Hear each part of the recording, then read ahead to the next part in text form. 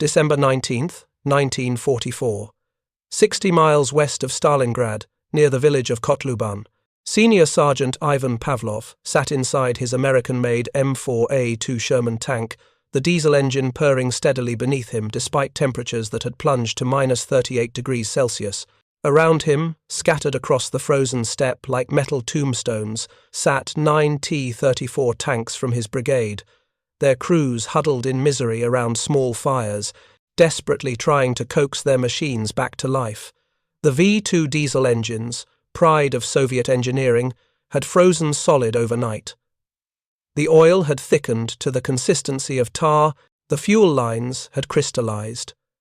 These fearsome weapons of war, which had shattered German Panzer divisions at Kursk and driven the Wehrmacht back across 1,000 miles of occupied territory, now sat immobilized by the same Russian winter that had destroyed Napoleon's Grand Army.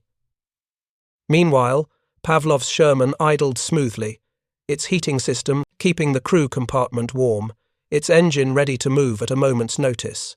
This contrast, repeated across hundreds of tank units throughout the Red Army during the brutal winters of 1943 through 1945, tells one of the war's least known yet most significant stories about how American engineering solved problems Soviet tankers faced every winter, and why thousands of Red Army crews came to prefer their Lend-Lease Shermans over the legendary T-34s that official Soviet history would celebrate as the war's finest tank. Before we jump back in, tell us where you're tuning in from, and if this story touches you, make sure you're subscribed because tomorrow I've saved something extra special for you. The numbers reveal a reality that Soviet propaganda worked hard to obscure.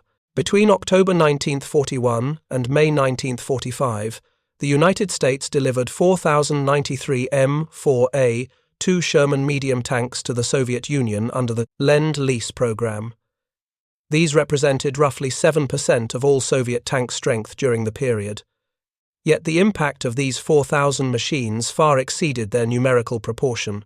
Soviet tank commanders consistently requested assignment to Sherman-equipped units. Maintenance crews praised their reliability. Frontline reports documented substantially higher operational readiness rates for Sherman units compared to T-34 units during winter months. The question of why Soviet tankers, fighting for their homeland against an invader who had murdered millions of their countrymen, would prefer American-made tanks over Soviet-made ones requires understanding the brutal realities of mechanized warfare in the world's harshest climate. The Eastern Front was not merely the largest military campaign in human history. It was also fought across terrain and through weather conditions that pushed men and machines beyond normal operational limits. The Soviet Union stretches across 11 time zones, encompassing virtually every climate type Earth offers. Tank crews fought in the frozen tundra of the Arctic Circle, where winter darkness lasted 20 hours per day. They fought across the endless steppe where summer temperatures exceeded 40 degrees Celsius and winter temperatures plunged below minus 40. They fought through the muddy Rasputitsa, the season of mud, when spring thaw and autumn rains transformed roads into impassable quagmires that swallowed vehicles whole. In these conditions, the difference between a tank that started reliably and one that didn't was not merely inconvenient. It was the difference between completing a mission and failing it, between survival and death, between winning a battle and losing it. The T-34 was, by many measures, an excellent tank. Its sloped armor provided superior protection compared to most German tanks until the arrival of the Panther and Tiger. Its 76mm gun, upgraded to 85mm in the T-3485 variant, could destroy any German tank at reasonable ranges. Its wide tracks distributed weight effectively, giving it superior mobility in mud and snow compared to German tanks. Its Christie suspension system allowed high speeds across rough terrain. Soviet factories produced 57,000 T-34 seconds during the war, more than any other tank model by any nation. This mass production enabled the Red Army to replace losses at rates the Germans could never match. T-34 seconds spearheaded every major Soviet offensive from 1943 onward. They broke through German defensive lines at Kursk, encircled German armies at Stalingrad, drove across Eastern Europe into Germany itself. The tank earned its reputation honestly through thousands of engagements. Yet despite these achievements, Despite its numerical dominance, despite official Soviet celebration of its superiority, the T-34 had serious deficiencies that became painfully apparent to the men who had to live and fight inside them. The first and most fundamental problem was crew comfort, or rather the complete absence of it. The T-34 was designed with Soviet industrial capacity and battlefield doctrine as primary concerns. Crew survivability and comfort were distinctly secondary considerations. The interior was cramped, cold, poorly ventilated, and ergonomically nightmarish. The driver sat in a compartment so tight he could barely move. The commander had to operate the radio, direct the crew, observe the battlefield, and coordinate with other tanks, all while standing in a turret so cramped he had to hunch. The loader worked in a space so confined that loading the main gun meant bruising his shoulders and arms against metal surfaces with every shot.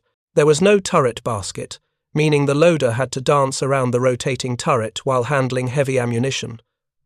The vision devices were crude and limited. The commander's cupola on early models provided minimal visibility. The periscopes were few and offered narrow fields of view. Situational awareness, the tanker's most vital asset in combat, was severely compromised. Soviet doctrine emphasized mass and aggression over individual tank performance, but the men inside those tanks paid the price for these design choices. Winter operations revealed the T-34's most critical flaw, the V2 diesel engine. In theory, diesel engines offered significant advantages. Diesel fuel was less flammable than gasoline, reducing the risk of catastrophic fires when the tank was hit. Diesel provided better fuel economy, extending operational range. The V2 was a powerful engine producing 500 horsepower, giving the T-34 excellent speed and acceleration. But the V2 was also a temperamental beast that demanded constant maintenance and refused to start in cold weather without elaborate preparation. The oil used in Soviet tanks was not designed for extreme cold. Below -20 degrees Celsius, it thickened dramatically, increasing resistance, and making the engine nearly impossible to turn over. The fuel gelled. The batteries lost power. The starter motor struggled. To start a T-34 inches severe cold required a process that consumed hours and substantial fuel. Crews had to drain the oil while it was still warm and heat it over fires. They had to warm the engine block using blowtorches or small fires lit beneath the tank. They had to heat the fuel. They had to charge the batteries. Even after all this preparation, starting the engine remained uncertain. Sometimes it caught, sometimes it didn't. Crews learned to keep engines running continuously during winter operations, burning fuel constantly because stopping meant potentially not starting again. The Sherman M4A2 variant supplied to the Soviet Union solved these problems through superior American engineering focused on reliability and crew efficiency. The M4A2 used a General Motors 6071 twin diesel engine configuration, two Detroit diesel six-cylinder engines, joined to a common transmission. This power plant produced 375 horsepower, less than the T-34's V2, but it started reliably in conditions that left T-34 seconds frozen solid.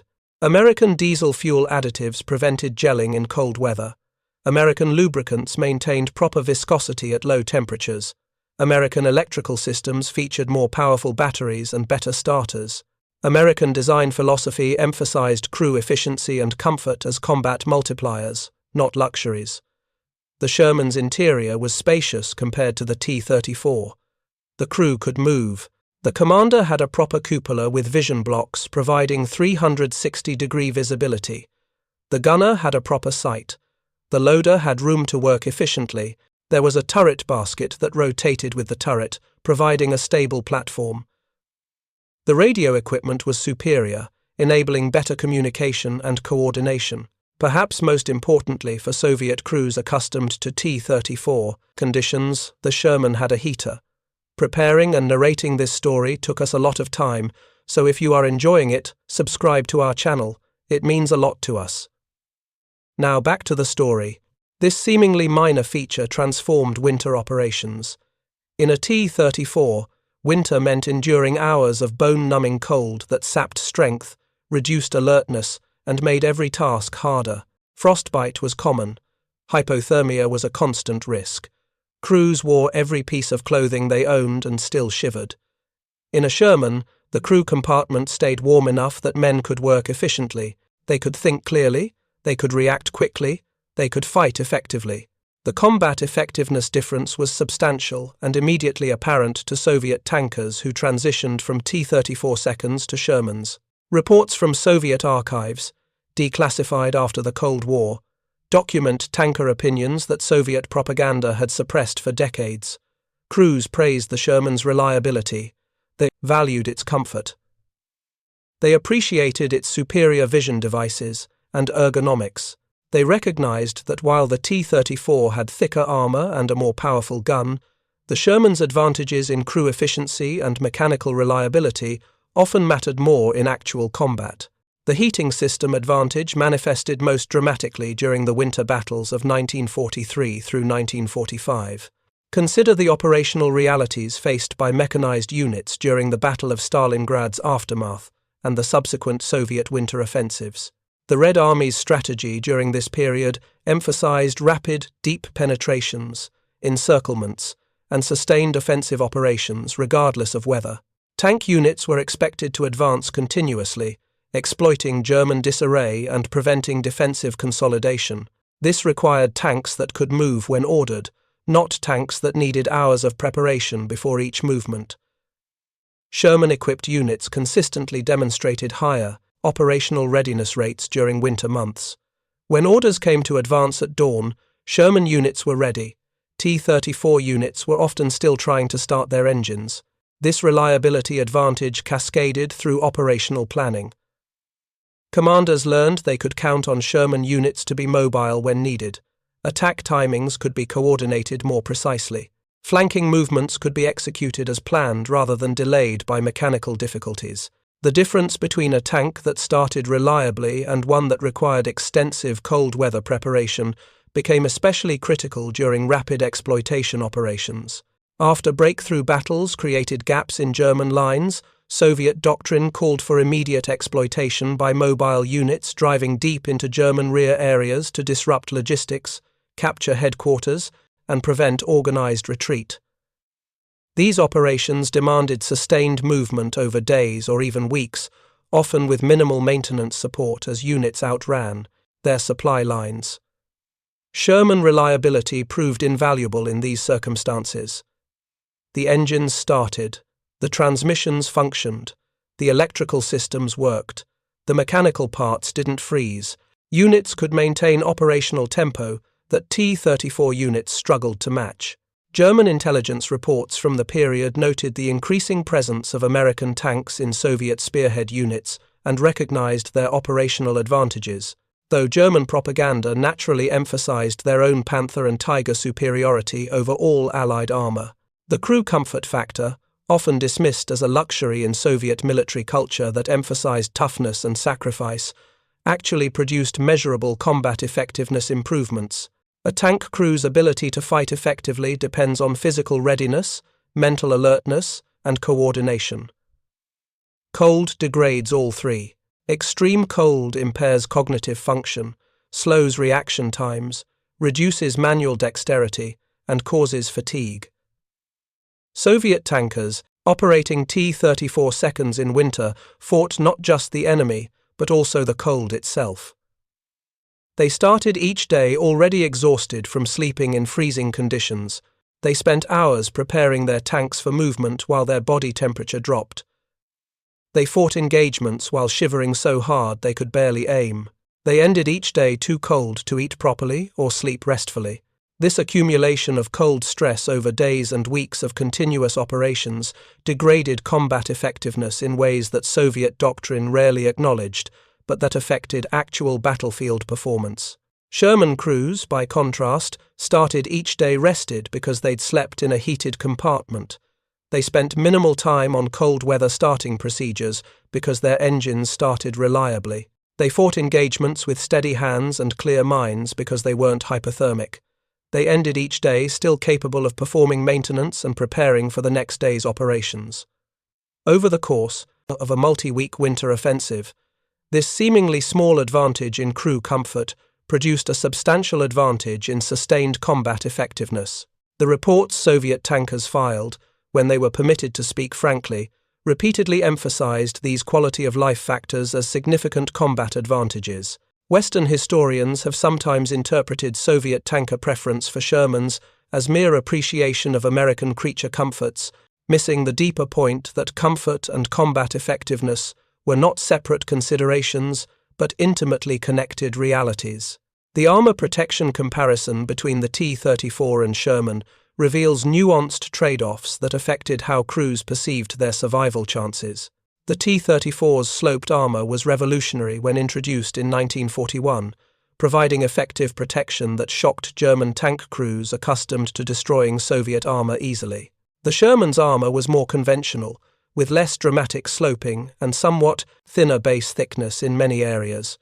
Pure armor thickness and sloping geometry favored the T-34. However, armor effectiveness depends not just on thickness, but on quality, construction, and integration with other survival factors.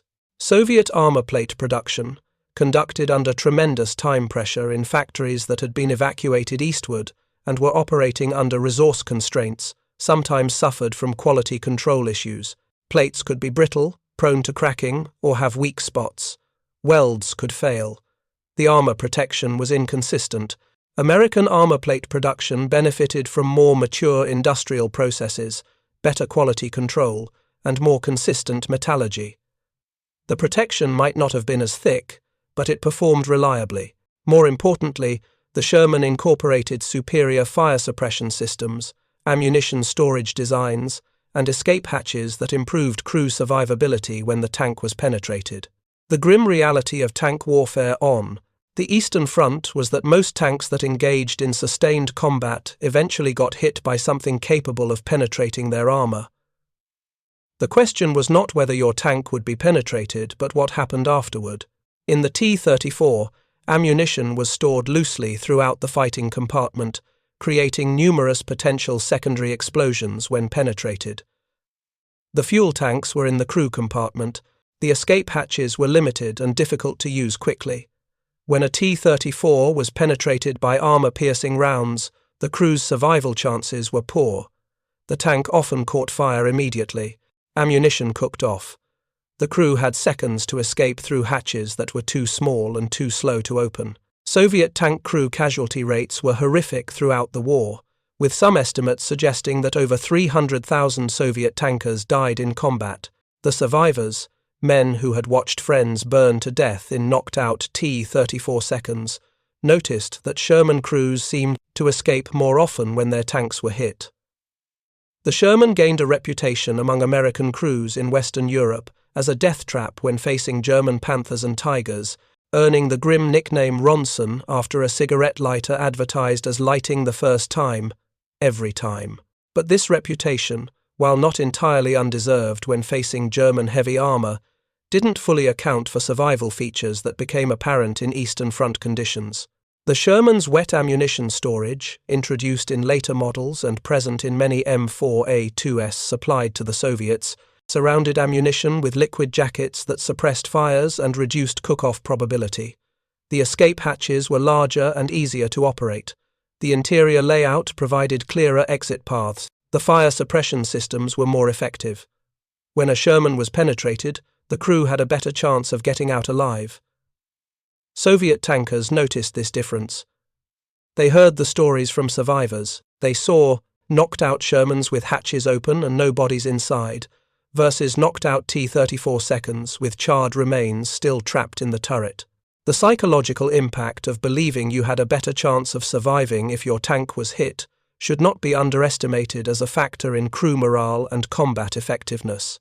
The operational logistics of maintaining tank units through brutal winter campaigns further highlighted Sherman advantages.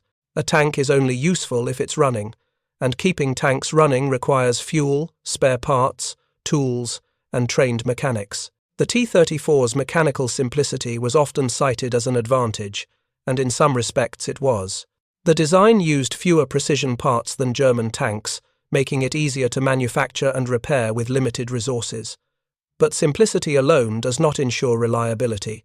The V2 engine, while theoretically simple, demanded constant attention. Oil leaks were common, cooling systems failed, clutches wore out rapidly, transmissions broke, the air filters, crucial for preventing engine damage in dusty steppe conditions, required frequent cleaning. Track links broke, road wheels wore out. Every T-34 unit needed a substantial maintenance train just to keep half their tanks operational at any given time. The Sherman's more sophisticated design incorporated better manufacturing tolerances, superior materials, and engineering refinement that produced greater actual reliability despite theoretical complexity. Soviet maintenance units, receiving their first Shermans in late 1942, initially approached them with suspicion. American tanks were surely more complicated, harder to fix, more demanding of specialized tools and parts. The reality surprised them. The Shermans needed less frequent maintenance than T-34 seconds. When maintenance was needed, the design made repairs easier. The engine compartment was accessible. Components could be removed and replaced efficiently. The track design was more durable. The suspension required less frequent service. The electrical systems featured fewer mysterious failures. American provision of spare parts, manuals, and technical support under Lend-Lease ensured that Soviet mechanics had the resources needed to maintain their Shermans effectively. The combination of superior inherent reliability and adequate logistics support meant Sherman-equipped units spent less time in maintenance and more time ready for combat. This availability advantage, while less dramatic than individual combat performance differences, accumulated over time into a significant operational advantage that Soviet planners came to value highly. The combat performance comparison between the Sherman and T-34 reveals complexities that pure statistics obscure. On paper, the T-34 appeared superior in the metrics that mattered most for tank versus tank combat. Its 76mm gun could penetrate more armor at longer ranges than the Sherman's 75mm gun. Its sloped armor provided better protection against German anti-tank weapons. Its lower profile made it a smaller target. Its wider tracks gave it superior cross-country mobility in mud and snow. Soviet propaganda emphasized these advantages relentlessly, celebrating the T-34 as the war's finest tank and dismissing Western armor as inferior. Yet the men who actually fought in these machines understood that battlefield effectiveness depended on far more than armor thickness and gun penetration tables. The vision and situational awareness advantage of the Sherman fundamentally altered how tank combat unfolded. Tank warfare is not a static duel where two opponents face each other at known ranges and exchange shots until one penetrates the other's armor. It is a fluid, chaotic environment where the side that sees first, identifies targets first, and shoots first usually wins regardless of whose gun is theoretically more powerful. The Sherman's superior vision devices gave Soviet crews a decisive advantage. In this most fundamental aspect of armored combat, the commander's cupola on the Sherman provided visibility that T-34 commanders could only dream about. 6 vision blocks arranged in a circle allowed the commander to scan the entire battlefield without exposing himself. He could coordinate with other tanks, direct his own crew, and maintain awareness of threats from all directions simultaneously. The T-34 commander, by contrast, had severely limited vision devices and often had to expose himself through the hatch to see adequately, making himself vulnerable to snipers and artillery fragments while reducing his ability to command his crew effectively. The gunner's position revealed even more dramatic differences. The Sherman's gyrostabilizer, while primitive by later standards, allowed reasonably accurate firing while moving, something the T-34 could not do at all. More importantly, the Sherman's gun sight was superior, with better optics and clearer view of the target. The gunner could acquire targets more quickly and engage them more accurately. The loader's position, often overlooked in discussions of tank performance, significantly impacted rate of fire. In the cramped T-34 turret, the loader struggled with every round, banging ammunition against metal surfaces, fighting for space as the turret rotated, exhausting himself with the physical effort required. In the Sherman's more spacious turret with its rotating basket, the loader could work efficiently, maintaining a higher rate of fire over sustained engagements. The cumulative effect of these crew efficiency advantages was that Sherman crews could fight their tanks more effectively even when the T-34s' armor and gun were theoretically superior.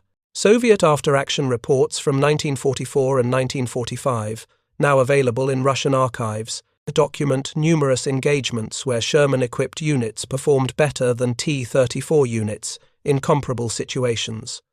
These reports attributed the difference not to the Sherman's armor or firepower, but to crew performance factors, better visibility, superior ergonomics, more reliable mechanical performance, and the confidence that came from operating equipment that worked as designed. One report from the 3rd Guards Tank Army in 1944 noted that a Sherman battalion achieved a kill ratio of 4.2 German tanks destroyed for every Sherman lost, while a T-34 battalion in the same operation achieved a ratio of 2.8 to 1. The report attributed the Sherman battalion's superior performance to better target acquisition, higher operational readiness, and more effective crew coordination. Such reports were typically classified and suppressed because they contradicted the official narrative of Soviet technical superiority. The firepower comparison between the two tanks evolved as the war progressed, and German armor became heavier and better protected. The Sherman's 75mm gun, adequate against early German tanks, struggled against Panthers and Tigers introduced in 1943. The T-34's 76mm gun performed somewhat better, but also proved inadequate against German heavy armor's frontal plates. Both the Soviets and Americans recognized this problem and developed solutions. The Soviets introduced the T-34 85 inches, 1944, mounting an 85mm gun in an enlarged turret with a 3-man crew instead of 2, significantly improving combat effectiveness. The Americans developed the M4A2 Sherman with a more powerful 76mm high-velocity gun, better armor, and improved suspension. Neither tank could reliably penetrate a Panther's frontal armor at normal combat ranges, but both could defeat it from the side or rear. The Soviet Union received M4A2 Shermans with 75mm guns throughout most of the Lend-Lease program, as the improved 76mm versions were prioritized for American use. This meant Soviet Sherman crews faced German heavy armor with a gun that was marginally less powerful than the T-3485's 85mm weapon. Yet Soviet tankers often preferred the Sherman anyway, accepting the slightly inferior gun in exchange for the Sherman's many other advantages. This preference reveals an important truth about tank warfare that pure firepower enthusiasts often miss. The most powerful gun in the world is useless if you cannot see the target, cannot aim accurately, cannot move into firing position, or cannot get your tank to the battlefield at all. The Sherman's reliability, visibility, and crew efficiency advantages often mattered more in actual combat than marginal differences in armor penetration. The winter of 1944 through 1945, when Soviet forces drove from Poland into Germany itself, demonstrated these realities with brutal clarity. The Red Army launched a series of massive offensives beginning in January 1945, the Vistula-Oder Offensive, the East Prussian Offensive, the East Pomeranian Offensive, each involving thousands of tanks advancing through bitter cold across hundreds of miles. These operations demanded sustained mechanical performance under the worst possible conditions. Temperatures across the Eastern Front during January and February 1945 regularly plunged below -30 degrees Celsius. Snowstorms reduced visibility to meters, ice-covered roads and fields. Rivers that had to be crossed were frozen solid but potentially too weak to support tank weight, creating deadly hazards. Supply lines stretched thin as units advanced faster than logistics could follow. Maintenance became a desperate improvisation with whatever materials could be scrounged. In these conditions, the Sherman's engineering advantages became life-saving assets rather than mere conveniences. Every morning, when orders came to resume the advance, Sherman engines started. T-34 engines required hours of preparation, delaying movements and disrupting carefully coordinated attack plans. Every day, as units drove westward through freezing temperatures, Sherman crews remained alert and effective inside heated compartments. T-34 crews grew progressively more exhausted, cold-addled, and less capable of complex combat operations. Every engagement, when contact with German forces required quick reactions and precise coordination, Sherman crews fought with the full effectiveness that proper vision devices and efficient ergonomics enabled. T-34 crews fought half-blind, cramped, and hindered by their tanks' design deficiencies. The cumulative impact over weeks of continuous operations was that Sherman units maintained higher operational readiness, advanced faster, suffered fewer mechanical breakdowns, and achieved better combat results despite facing the same enemy and operating under the same difficult conditions. The Soviet High Command's attitude toward Lend-Lease tanks reflected complex political considerations that sometimes contradicted battlefield realities. Stalin and his inner circle viewed Lend-Lease with profound ambivalence. They needed Western assistance desperately, especially during the dark days of 1941 and 1942, when Soviet industry was still relocating eastward and production had plummeted. American and British supplies of tanks, aircraft, trucks, food, and raw materials helped keep the Red Army fighting when indigenous production could not meet demand. Yet Stalin also resented this dependence, viewing it as diminishing Soviet achievement and creating potential post-war obligations. The official Soviet narrative throughout the war, and for decades afterward, minimized Lend-Lease's importance, claiming that Soviet victory resulted entirely from Soviet strength, Soviet sacrifice, and Soviet superiority. This political imperative created cognitive dissonance for Soviet tankers, who knew from direct experience that American Shermans were better winter combat vehicles than Soviet T-34 seconds. They were discouraged from expressing such opinions openly. Reports praising Lend-Lease equipment were censored or classified. Requests for more Shermans were treated as politically suspect. Tank commanders learned to phrase their assessments carefully, acknowledging the T-34's theoretical superiority while quietly maneuvering to keep their Sherman allocations. The political officers attached to every unit watched for signs of excessive enthusiasm for Western equipment, viewing such attitudes as potential indicators of ideological unreliability. Soviet tankers thus found themselves in the absurd position of fighting more effectively in American tanks, while being required to pretend that Soviet tanks were superior. The maintenance and logistics personnel faced similar contradictions. Soviet mechanics and supply officers recognized that Sherman-equipped units required less maintenance time and fewer spare parts than T-34 units. They knew that Sherman reliability reduced the logistical burden on already stretched supply lines. They understood that every hour a tank was operational rather than being repaired was an hour it could be used for combat. Yet they had to maintain the fiction that Soviet equipment was inherently superior and that any problems with T-34 reliability resulted from crew incompetence or sabotage rather than design deficiencies. This created a culture where actual problems could not be openly discussed or systematically addressed, because doing so would contradict official doctrine. The men who kept the tanks running learned to work around these political constraints, quietly ensuring that Sherman units received adequate support while officially celebrating Soviet technical superiority. The crew training and experience factors also influenced Soviet tanker preferences in ways that transcended pure technical comparison. Tank crews are not interchangeable parts that perform identically in any vehicle. They develop skills, habits, and intuitions specific to the tanks they operate.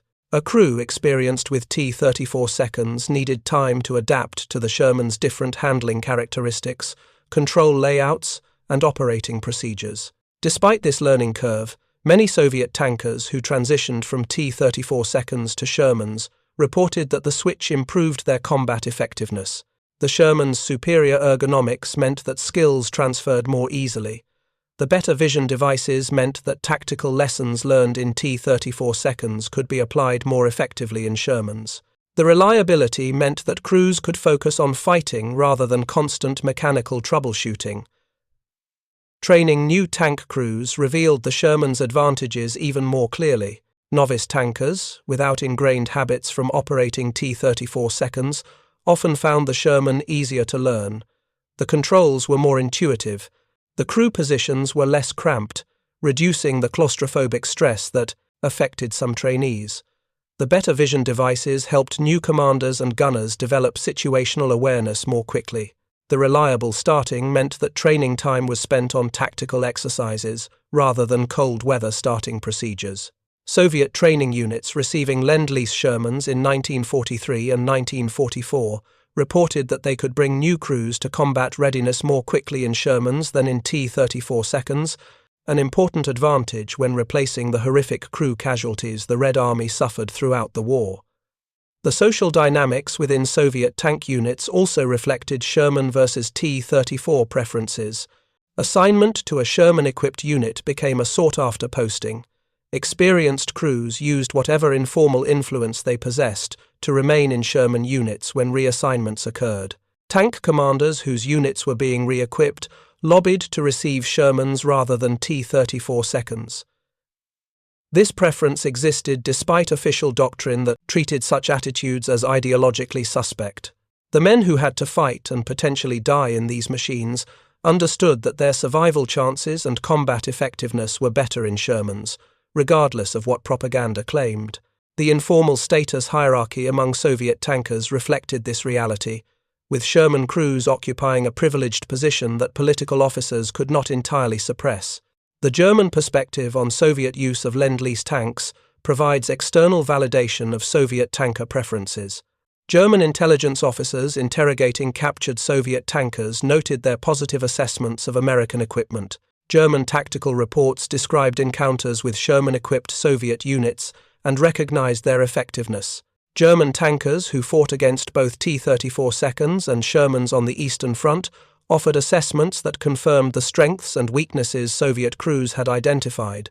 The Germans noted that Sherman-equipped Soviet units seemed to maintain better coordination, respond more quickly to changing situations, and sustain operations more effectively over time. These observations, recorded by an enemy with no reason to praise either Soviet or American equipment, corroborate the Soviet tankers' own experiences. The ammunition supply situation added another dimension to the Sherman versus T-34 comparison. The T-34's 76mm gun used Soviet-manufactured ammunition that was always in adequate supply despite wartime shortages. The Sherman's 75mm gun required American-manufactured ammunition supplied through Lend-Lease. Soviet logistics officers worried about depending on ammunition supplies shipped across thousands of miles of ocean and then transported across the Soviet Union's inadequate rail network. Any disruption to Lend-Lease deliveries could leave Sherman-equipped units without ammunition, even if the tanks themselves remained operational. This vulnerability argued for standardizing on Soviet equipment with Soviet ammunition. Yet in practice, American ammunition supplies proved remarkably reliable. The United States delivered not just the tanks but also the ammunition, spare parts, and support equipment needed to keep them fighting. The logistical system that moved these supplies from American factories to Soviet front lines, despite involving ocean crossings through submarine-infested waters and transport across thousands of miles of Soviet territory, worked with an efficiency that Soviet logistics officers found remarkable. Ammunition shortages that paralyzed Sherman units were rare, while fuel and ammunition shortages affecting Soviet equipment were common due to the Red Army's constantly overextended supply lines. The supposed vulnerability of depending on American supplies turned out to be less problematic than the actual shortages affecting Soviet-manufactured equipment.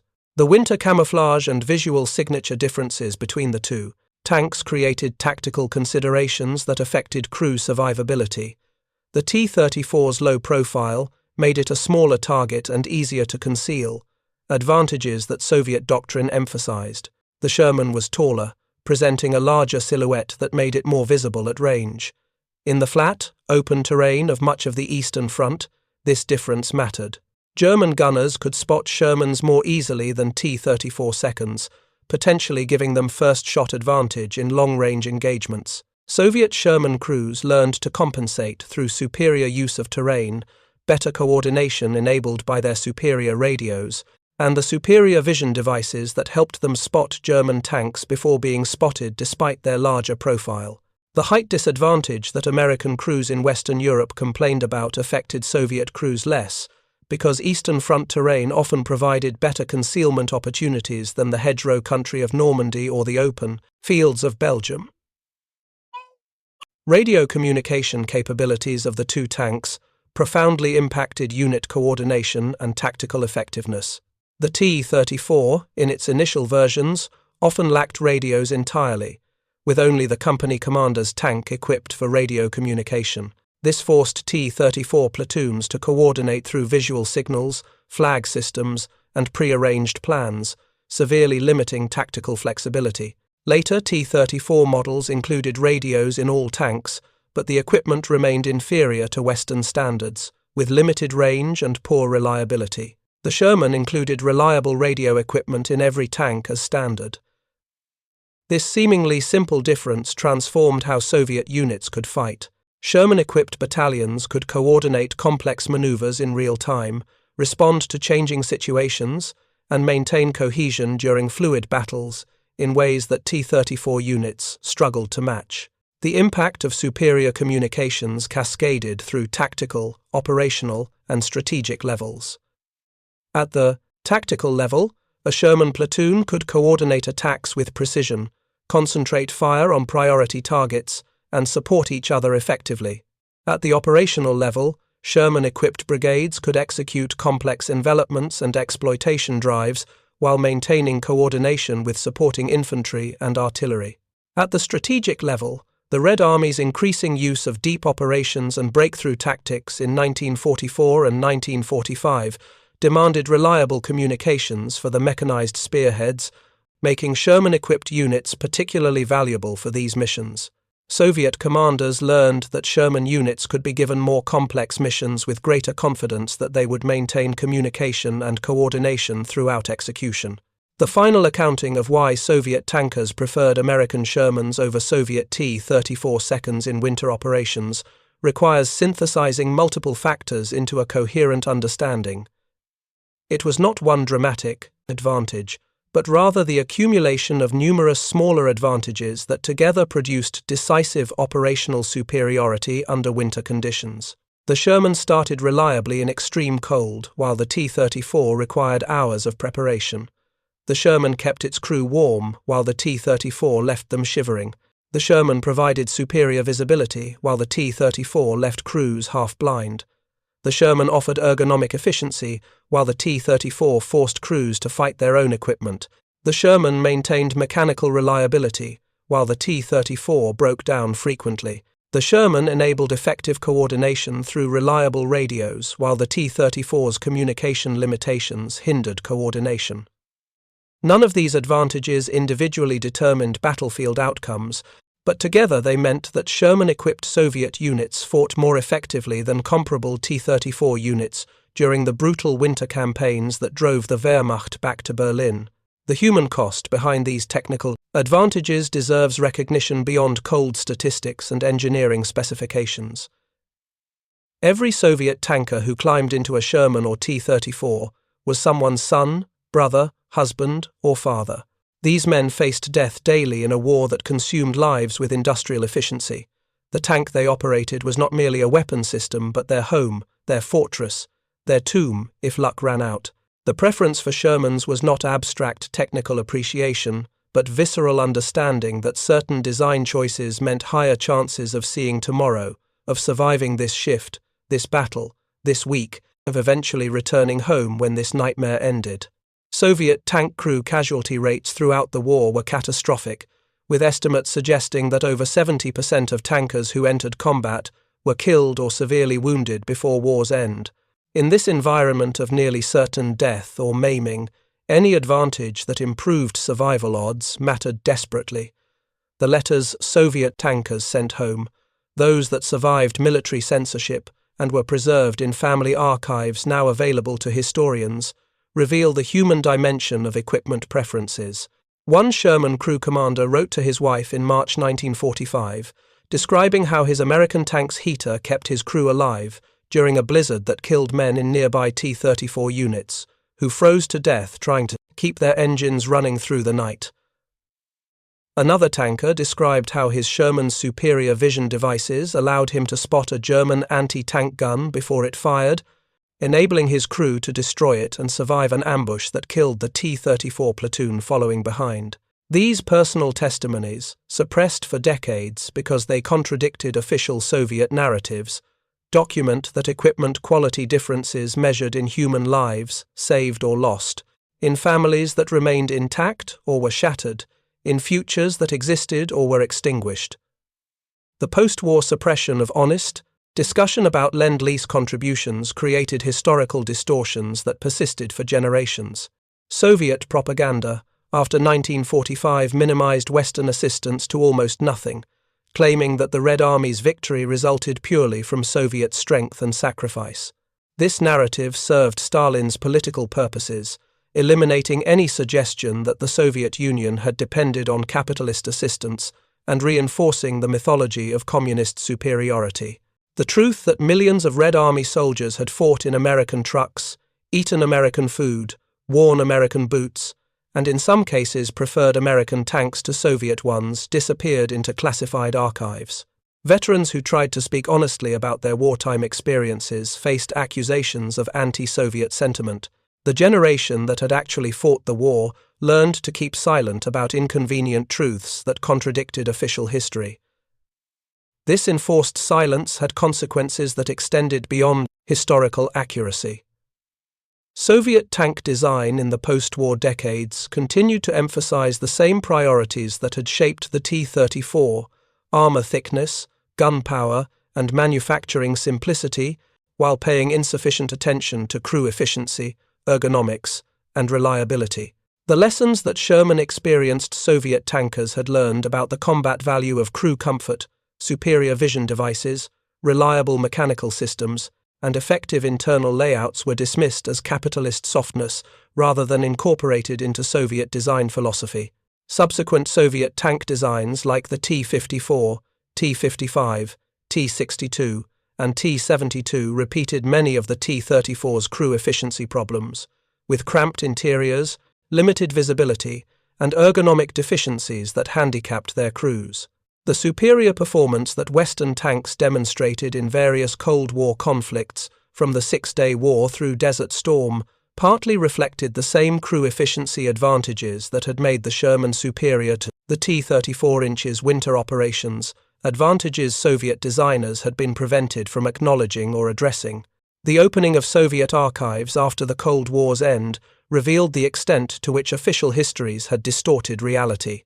Researchers gained access to wartime after-action reports, maintenance records, unit histories, and personal accounts that documented what Soviet tankers had actually experienced and thought about their equipment.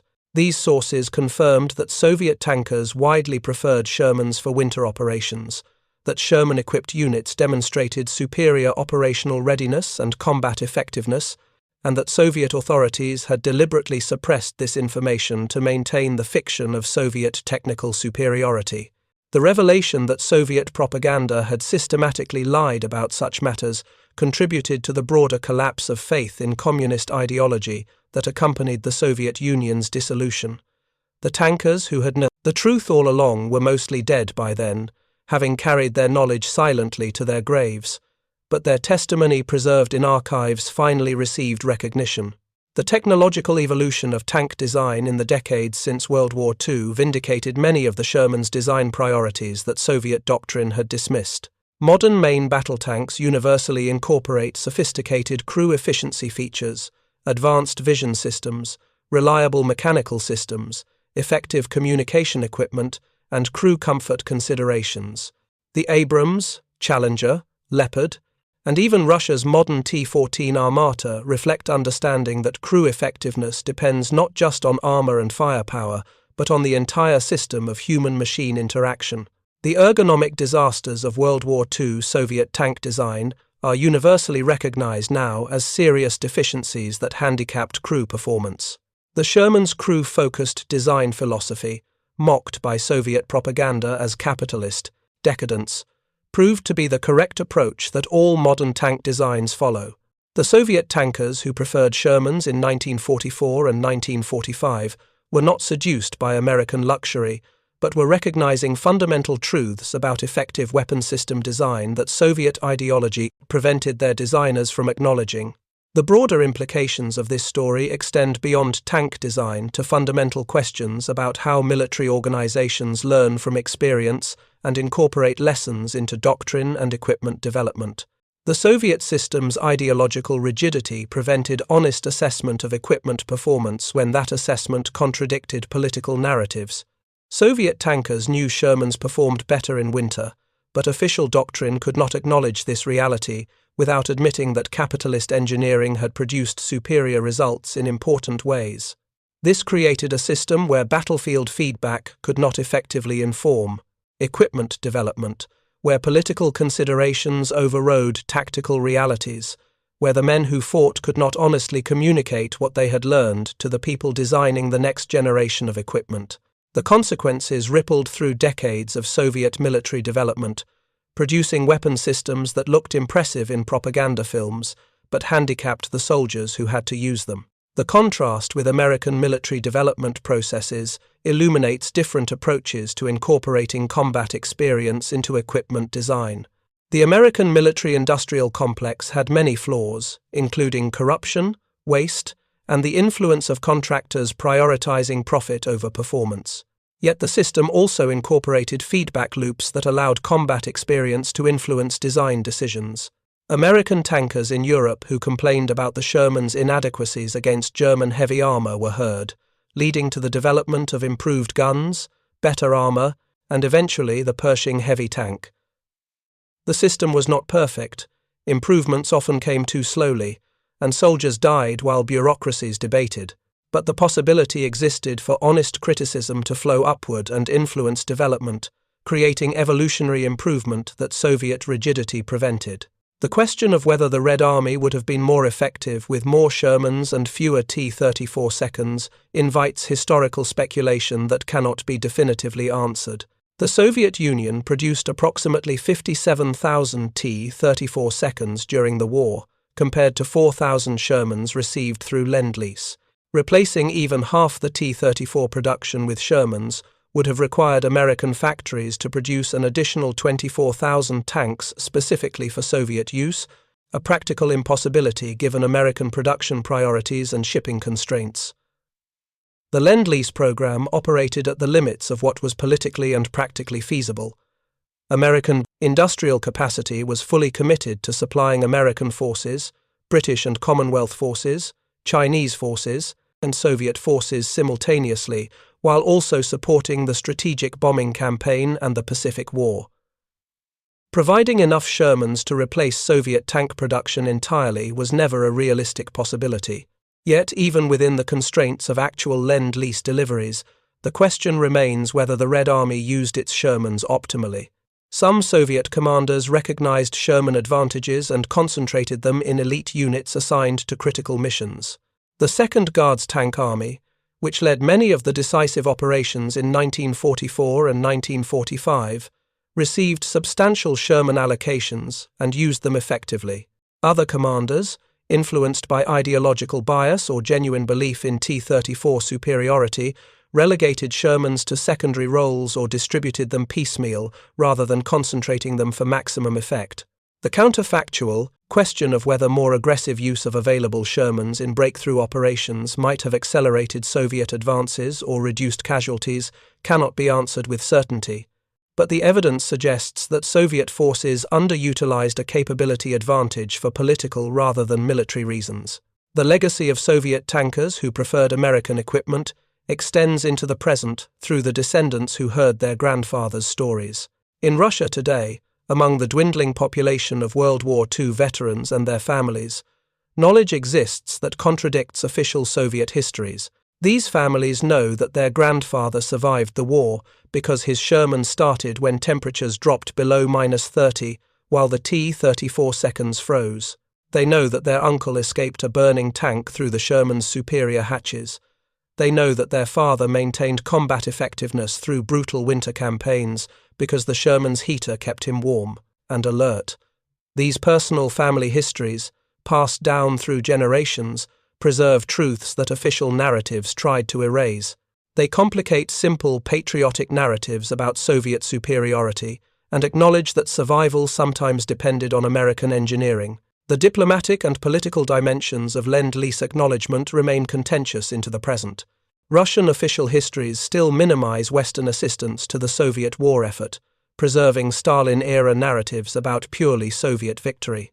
This historical distortion serves contemporary political purposes, supporting narratives of Russian self-sufficiency and denying any substantial debt to the West. Yet among military historians and veterans communities, more honest assessment prevails.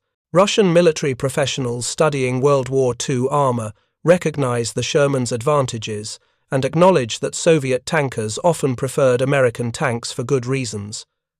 The tension between politically convenient myths and historically accurate understanding continues to shape how the Eastern Front is remembered and taught.